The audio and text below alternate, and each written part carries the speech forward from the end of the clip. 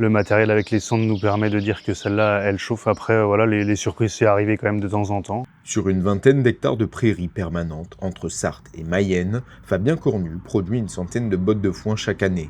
Avec une vingtaine de sondes de température high-tech, il surveille son fourrage et évite le risque d'échauffement. Il nous explique comment se déroule sa récolte. Donc le premier critère, c'est la météo. Donc on essaie que la météo soit propice à faire du foin, donc des températures assez élevées, pas d'eau. Donc on est sur voilà, une fauche classique avec du fanage, après en andenne, récolte en roomballer. Et c'est à ce moment-là qu'on intervient pour mettre les sondes dans les bottes après que le roomballer soit passé. Donc ça c'est une sonde donc parmi les 20 et quelques qu'on a sur l'exploitation. Donc ça se met au centre de la botte. Très simple à mettre dans la botte, très simple à retirer aussi. Voilà. Le principe avait été développé avec des quantités de fourrage un peu plus élevées quand on avait les vaches laitières. Aujourd'hui on a gardé le principe, c'est plus pour la partie sécurité au stockage.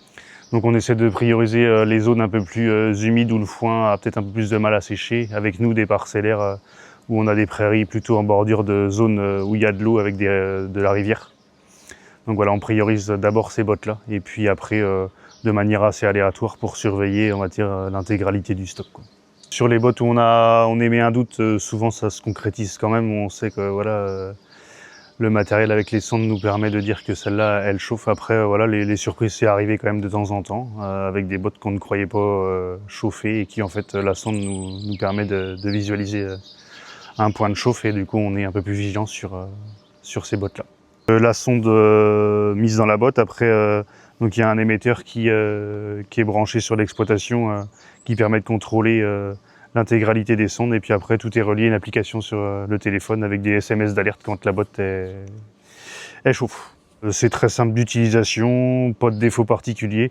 Faut juste voilà, faire gaffe à ne pas perdre les sondes et puis à essayer de les récupérer avant de les donner à manger aux bovins, pour soit qu'elles ne passent pas dans un outil mécanique ou alors que les bovins la piétinent dans le champ quand on met au râtelier ou des choses comme ça.